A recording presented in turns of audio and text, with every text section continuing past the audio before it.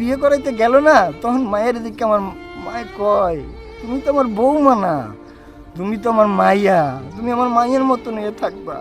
আর আমার শ্বশুর শাশুড়ি বললো, এখন থেকে আমি তোমার বাপ মা না মা, এই যে দেখতেছো এরাই তোমার বাপ মা। কিন্তু জানেন ভাই, বিয়ে হওয়ার কয়দিন পর এই ঘটনাটা না, আর এই বাপ মা, এই মা ইয়া আর এক থাকলো না, সব উল্টা পাল্টা হয়ে গেল ভাই। আমার বউ যখন ঘুমিতে দেরিতে ওঠে, আমার মা চিল্লা চিল্লি করে, রান্নায় ভুল হয়, এইটা তো ভুল হয়, চিল্লা চিল্লি করে, হয়তো সমস্যা ধরে, পায়ে পায়ে সমস্যা ধরে। আমার কথা হয়েছে, মা ও মা, তুমি আমার আমার ছোট বোন যখন ভুল করে মা, তখন তো তুমি আর ভুল ধরো না মা, তখন তো তুমি নিজের মাইয়া হিসেবে ওইটারে তুমি করো, কনসিডার করো যে না ও তো বোন, মা ও তোমার মাইয়ালে তুমি আর ভুলটার এরকম ক্ষমা করতে পারো না। আর আমার বউ আমার মার কথা বললে না খেস খেস করে ওঠে, মাথা গরম করলে।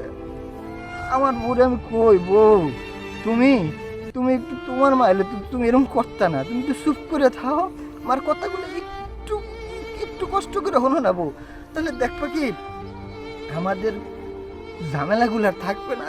কিন্তু ও না মায়ের তর্ক করে। ও ভাই, আমি আমি আমার কষ্ট কারে বোঝাবো ভাই?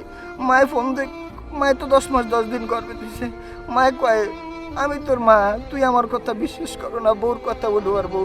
আর মা তোমারে তো আমি, তুমি তো আমার মা, তোমারও আমি হালাইতে পারি না। আমার বউ আবার বিচার দেয়, তোমার মা এটা করছে ওইটা করছে। আমার বউরে কই, বউ তুমিও তো আমার অর্ধাঙ্গিনী, তোমারই তো আমি ফালাইতে পারি না। মানে আমি কারে কি কমু? একটু যদি এরা মিল করে না, একটু যদি মিললে থাকে না, এই অশান্তিটা হয় না।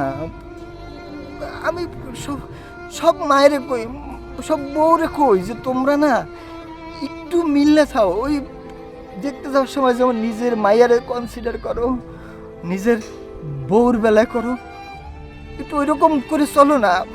আমি দুইজনের পেশা নিতে পারি না, আমি তো মানুষ, আমি তো রোবট না। আমি সবার কথা শুনি, আমি না পারি সইতে, না পারি কইতে কারোর কিছু। আসলে এই